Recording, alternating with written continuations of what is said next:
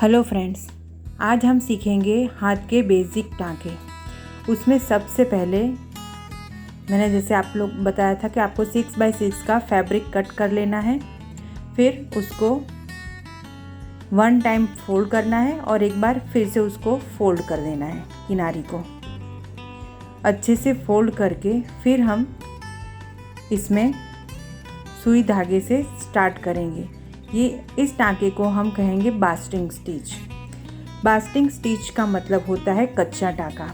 कच्चे टाँके का यूज़ ज़्यादातर जब हम लाइनिंग जोड़ते हैं, मतलब 2 कपड़ों के लेयर को जॉइन करने के लिए जो हम बड़े बड़े टाँके लेते हैं उसको हम बास्टिंग स्टिच कहते हैं या कच्चा टाँका लेना भी कहते हैं। हम कोई भी 2 लेयर को जोड़ने के लिए डायरेक्ट मशीन का इस्तेमाल नहीं करते हैं, क्योंकि हम तब सीख रहे होते हैं। ताकि हमसे कोई गलती हो तो हम उसको इजीली निकाल के अपनी गलती को सुधार सकें। तो ये हो गया हमारा कच्चा टाँका। देखिए, ये कंप्लीट होने के बाद ये ऐसा दिखेगा, और बैक साइड में भी सेम इसी तरह से दिखेगा। तो सिलाई जब भी हम सीखते हैं तो सबसे पहले हमें ये टाँका लेना आना बहुत ज़रूरी है। अब सेकंड नंबर का स्टिच है हेमिंग, मतलब तुरपाई करना। जैसे हमने पट्टी फोल्ड कर ली थी वैसे पट्टी फोल्ड करके सुई को नीचे के कपड़े के लेयर से लेके ऊपर के कपड़े में तिरछा निकालना है, ताकि दोनों कपड़े अटैच हो जाएं। और नीचे की तरफ जो टाँका दिखेगा वो एकदम छोटा छोटा दिखेगा। इसे हम ब्लाइंड स्टिच भी कहते हैं, और ये ज़्यादातर लेडीज़ के कपड़ों में यूज़ होता है। खासकर ब्लाउज़ में तुरपाई करना, ड्रेस में गले में और तुरपाई करने की यूज़ में आता है। और अगर आप पंजाबी सूट सिलते हो तो उसके साइड में जो हम पट्टियाँ मोड़ते हैं वहाँ पे भी तुरपाई की जाती है। तुरपाई करने से हमारे जो फिनिशिंग की सुंदरता है वो और भी बढ़ जाती है। ज़्यादा सिलाई आगे से दिखती नहीं है और फिनिशिंग बहुत अच्छा रहता है। तो ये हो गया हमारा हेमिंग स्टिच कंप्लीट। लास्ट में इससे हमें गांठ देके इसे क्लोज कर देना है।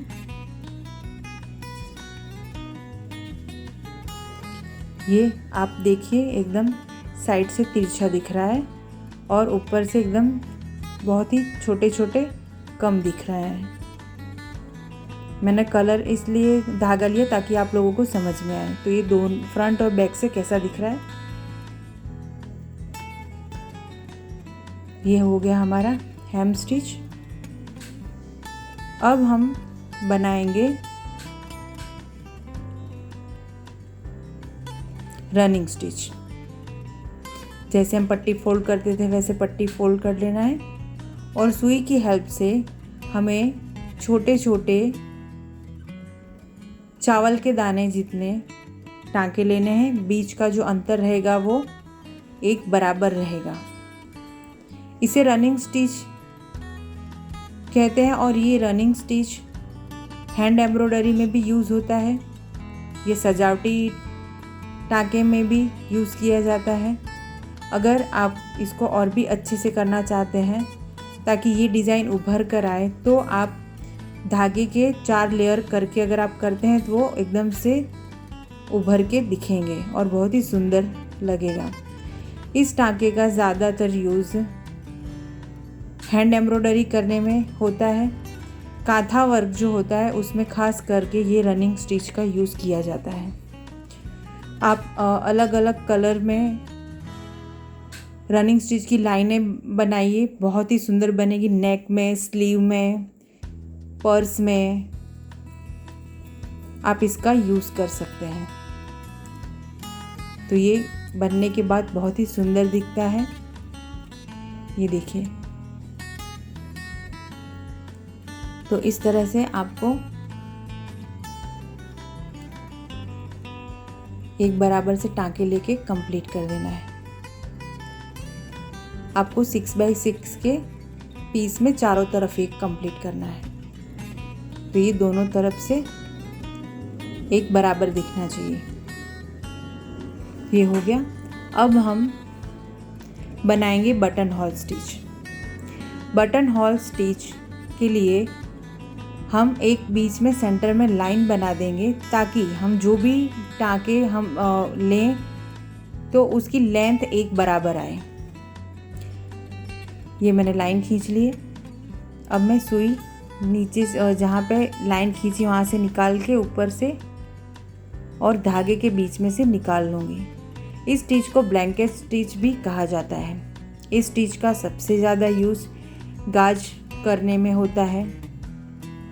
ये स्टिच हैंड एम्ब्रॉयडरी में भी यूज़ होता है, कटवर्क करने में भी इस स्टिच का यूज़ किया जाता है, पेच वर्क भी इसी से किया जाता है। और हम जो हुक आई की आई बनाते हैं वो आई भी हम इसी स्टिच से बनाते हैं। सिर्फ फ़र्क इतना है कि उसमें लेंथ कम ज़्यादा और कितना पास में लेना है, बस वही हमें समझना होता है। तो ध्यान रखना है कि नीचे की जो हम सेंटर से निकाल रहे हैं जिन लाइन से, तो नीचे की लाइन एक बराबर से आनी चाहिए।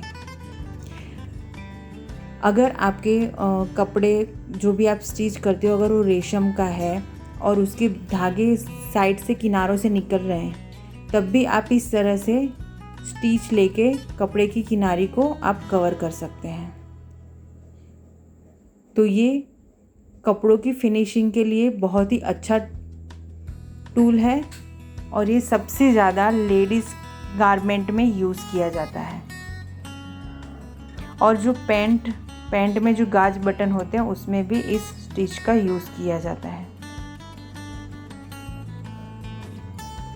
अभी हम लास्ट में इसे गांठ दे के क्लोज कर देंगे। तो ये हो गया हमारा बटन होल स्टिच कंप्लीट। देखिए किनारे को भी कवर हो गया है और एक बराबर दिख रहा है। तो आपको भी इसी तरह करना है।